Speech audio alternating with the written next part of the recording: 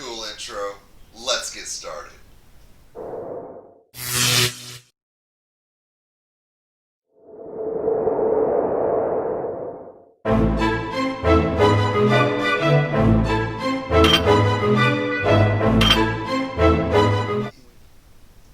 So, yeah, Facebook jail. Apparently, I was a moderator, am a moderator in the Arkansas Preparedness Network. We're going to put links first to the National Readiness Network MeWe page in the description, as well as there will be some editing later, and we'll put in the link for the APN MeWe page. Because, thank you, Facebook. We're pretty much done with you. So if you're a member and want to continue, you'll be able to make contact that way. But, so what's going on? Well, from what I can figure out, what we suspect, because Facebook's not talking, on election day they ran an algorithm looking for militant-ish, militia-ish, whatever, words, and in the APN mission statement guidelines it says we are not this. We do not subscribe to this. We do not support this. This is a family-friendly group. This discussion will not be held here. And apparently the Facebook AI cued into those words and took the page down. It deleted many of the admins' personal Facebook pages. Some of them seem to be up now. I'm not sure. I'm not privy to how they got that taken care of. But within 24 hours, those of us who were moderators found our Facebook pages suspended for 30 days. Yes, I am now a full-fledged Facebook jail detainee. Whatever. You know, I've always been a moderate. I've always wanted us to all get along, play nice with each other. If the left and the right and the extreme right would at least approach the situation with respect and at least an open mind and the willingness to discuss whatever the political situation at the time was, we could build a better country from that foundation. However, and I fully support, as a libertarian, I fully support Facebook's ability, rights, to do what they did. What they did was completely within their rights. As a private entity, they can perform censorship. You agree to that when you join entities like Facebook. When you get something for free, whether it's a check or the usage of a Facebook page or MySpace or even MeWe, you do agree to abide by the standards of the owner. That's why if you come to someone's house and they say, I'm not comfortable with you carrying your firearm on your hip, it's their home. It's their property. It's their rules. But if you're going to arbitrarily pull stuff like this on the people who are not radicalized, you can radicalize people. You are ostracizing people. And when you do it to ones, the mellow ones, but you don't hit the militia-ish pages. You don't hit the extreme left pages that proclaim violence. You actually might be pushing people away from a moderate point of view.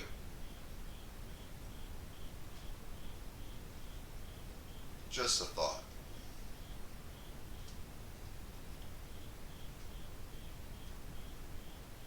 It's not right what they did, but it is within their rights. So, or maybe I should say it's not just. It's not fair. It's not just, but it is within their rights, and you have to deal with it. So, yeah. Other little things that we need to discuss.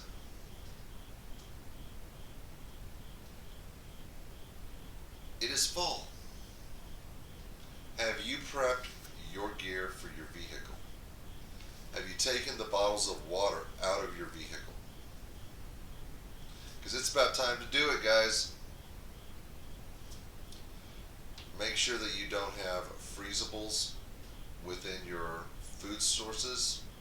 Time to upgrade your water purification systems, your camp stoves, fire making abilities, in order to take water that you find and boil it. Purify it through chemicals or a filter. Those of you in the north, snow on the stove, melt it into water, have drinking water if you're stranded.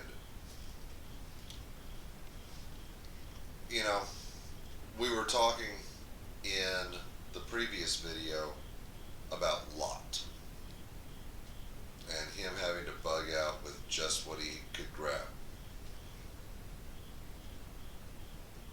And I went back and I read some of the stuff before that incident. And something we tend to forget is that Lot was actually captured by an invading force and kidnapped and taken away. And it never really says that they were going to enslave him, sacrifice him to one of their gods, eat him, sell him back for ransom. What we do know is that Abraham found out about it, raised his army, his servants, charged off and captured and rescued Lot.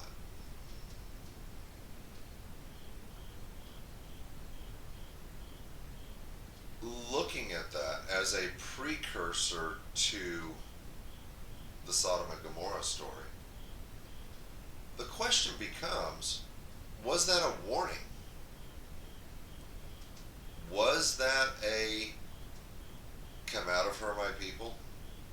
Was that a it's time to go? Was that the writing on the wall?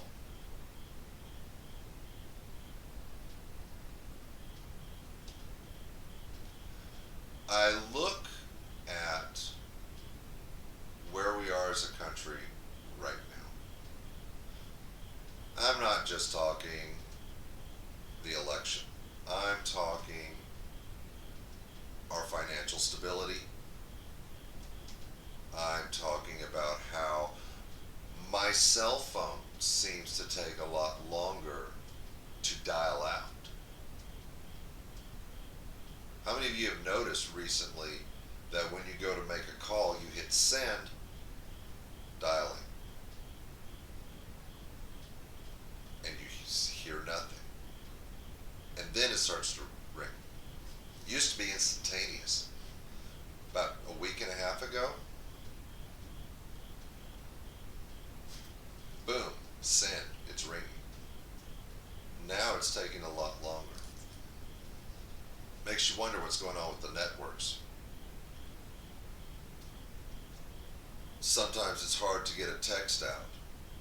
And I'm talking 4G, right in the middle of downtown, nothing.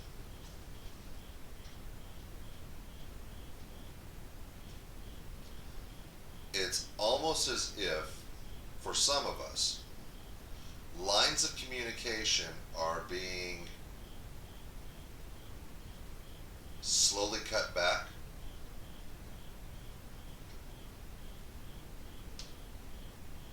Slowly dialed down.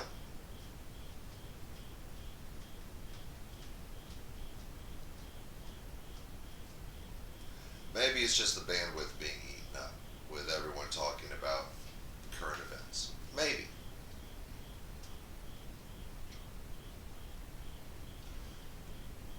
But I want you to start paying attention, guys.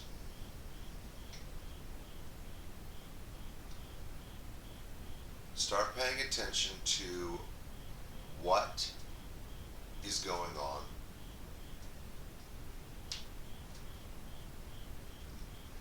Start paying attention to the little clues. You need to take your time and figure out if it's time to go.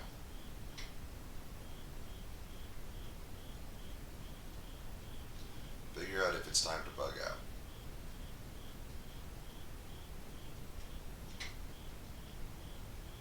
If you decide it's not,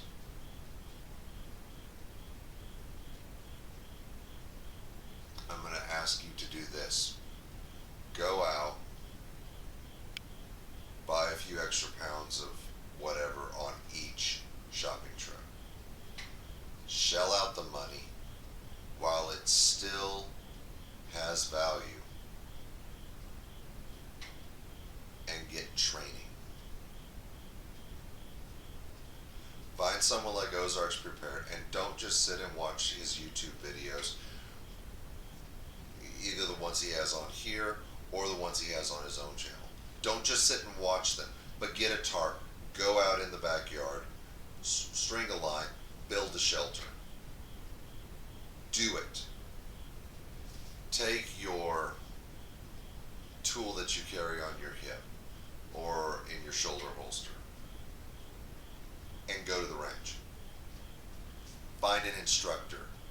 Get training. Get practice. You never know what's going to happen. Look at New Orleans during Katrina. Anarchy reigned.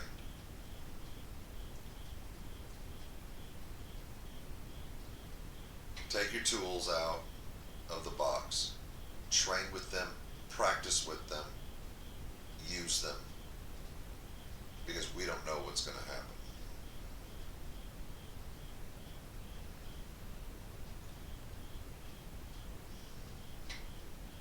I care about each and every one of you.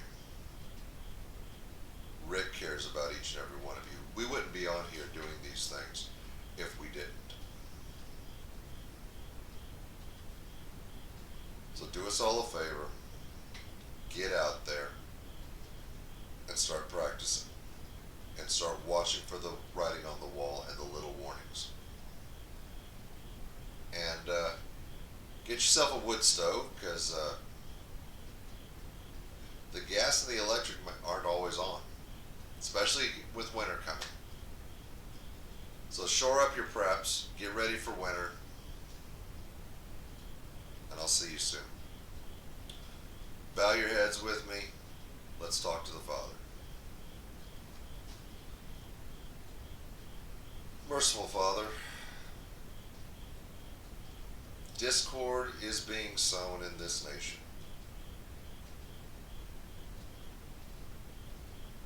People are getting tired, people are getting frustrated, and we need you more than anything. And we need you more than ever. We're coming to you through your Son, and we're petitioning you for guidance, not just for ourselves, but for our elected leaders. We recognize that the man in charge means nothing when you're in charge.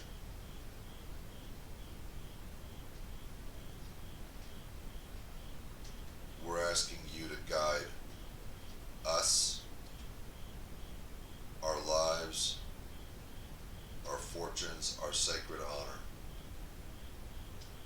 and guide our country. Please be with my veterans. Some of them have had some really hard times, and they need you. Please be with our friends, our family, those that believe in you and those that don't. Please be with our new friends. Keep them safe. Keep them healthy.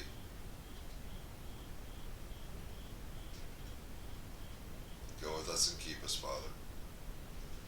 And thank you for being in our lives. Amen. All right.